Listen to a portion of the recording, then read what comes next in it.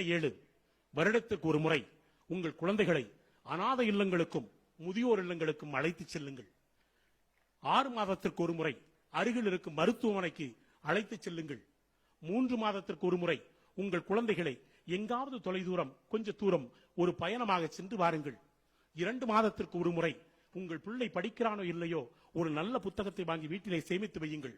மாதத்திற்கு ஒரு முறை உங்கள் குழந்தைகளை காலை 6 மணி முதல் மாலை 6 மணி வரை யாரிடத்திலும் பேசச் சொல்லாமல் மௌன விரதம் சொல்லுங்கள். வாரத்திற்கு ஒரு முறை உங்கள் வீட்டு கழிவறைகளை உங்கள் குழந்தைகளையே கழுவச் சொல்லுங்கள். தினமும் ஒரு முறை உங்கள் மூதாதையர்களை நினைப்பதற்கு ஒரு நிமிடம் நினைக்க சொல்லுங்கள். இந்த 7 விஷயத்திற்குள்ளே தான் வாழ்வின் தத்துவம் அடங்கி இருக்கிறது. நான் எல்லாவற்றையும் எடுத்துச் சொல்ல மாட்டேன். கோடிட்ட இடத்தை விட்டுவிட்டு போகிறேன். நிரப்புவது உங்கள் கடமை. 10 வயதில் நீ அறியாமையோடு, 20 வயதில் நீ அழகோடு, 30 வயதில் ஆற்றலோடு, 40 வயதில் செல்வத்தோடு, 50 வயதில் அனுபவத்தோடு, 60 வயதில் அமைதியோடு, 70 வயதில் சந்ததியோடு, 80 வயதில் சன்னதியோடு, 90 வயதில் இருந்தால் நிம்மதியோடு. இந்த வாழ்க்கை சூத்திரத்தை மறந்து விடாமல் உங்கள் குழந்தைகளுக்கு நீங்கள் கற்றுத்தர வேண்டும். எனவே இந்த சின்ன மணி நேரத்தில் நான் எதை சொன்னேன் எதை விட்டேன் என்று எனக்கு தெரியாது. வயிற்றுக்குள் சென்று விடுகிற அரிசிக்கும் வாயோடு நின்று விடுகிற அரிசிக்கும் அர்த்தங்கள் வேறு வேறு. போராட்டம் அது மாதிரி தான் போராட்டங்களை தாங்கி வென்று விடுகிற மனிதனுக்கும் போராடாமல் தேங்கி நின்று விடுகிற மனிதனுக்கும் வாழ்க்கை என்பது வேறு வேறு. உங்கள் குழந்தைகள் நம் தலைமுறைகள் சீனர்களைப் போல பொருளாதாரத்திலும் யூதர்களைப் போல செல்வந்தர்களாகவும் வணிகாதாரத்திலும் விளங்க வேண்டும். தமிழ் சமூகம் அடுத்த கட்ட நகர்வுக்கு நகர வேண்டும். அதற்கான மிகப்பெரிய ஆயத்தத்தை இந்த ஆண்டு நீங்கள் தொடங்குங்கள். நம் சமூகம் மிகப்பெரிய சமூகமாக இந்த உலகத்தில் வெற்றி பெறும். அந்த வெற்றி பெறுவதை நான் கவிஞனாக இருந்து உங்களை வாழ்த்துகிறேன். உங்கள் இளமை இனிமையான கனவுகளாலும் உங்கள் வளமை உன்னதமான உழைப்பாலும் உங்கள் எண்ணங்கள் சிறந்த புத்தகங்களாலும் உங்கள் வாழ்க்கை அற்புதமான அனுபவங்களாலும் வளர வேண்டும். உங்கள் காடுகளில் இனி மழை விழுகட்டும்.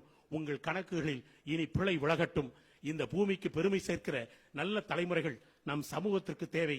அது உங்கள் சமூகம் உங்களுடைய வீட்டிலிருந்து அந்த பிள்ளை இந்த பூமியை பெருமைப்படுத்துகிற பிள்ளை ஒரு பிள்ளை வர வேண்டும் என்று ஆசைப்படுகிறோம். தங்க தாயகத்தில் பிறந்த வங்கத்து ஞானி தாகூர் சொல்வதைப் போல நான் பாட வந்த பாடலை இன்னும் பாடவில்லை. யாழுக்கு இசை ஊட்டுவதிலேயே என் காலமெல்லாம் கரைந்து விட்டதென்பார்.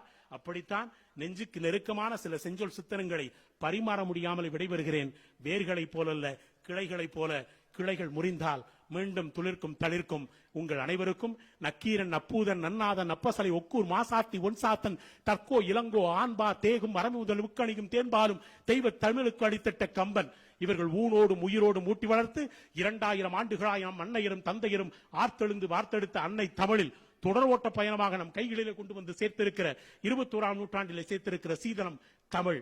அந்த தமிழை உங்கள் பிள்ளைகளுக்கு தாய்மொழியின் மீது பற்றையும் அயல் மொழியின் மீது வணிகாதாரத்திற்காக அயல் மொழியையும் படிக்க சொல்லி உங்கள் பிள்ளைகளை வற்புறுத்துங்கள். உங்கள் பிள்ளைகள் மிகச்சிறந்த வளர்ச்சியாக வர வேண்டும் என்று இந்த சமூகத்திற்கு முன்னால் வேண்டி விரும்பி விடைபெறுகிறேன். உங்கள் கால் மலர்களில் என் கண் மலர்களை வைத்து இசை பாடும் சொற்களால் உங்கள் திசை நோக்கி வாழ்த்தி வணங்கி விடைபெறுகிறேன். நன்றி, வணக்கம்.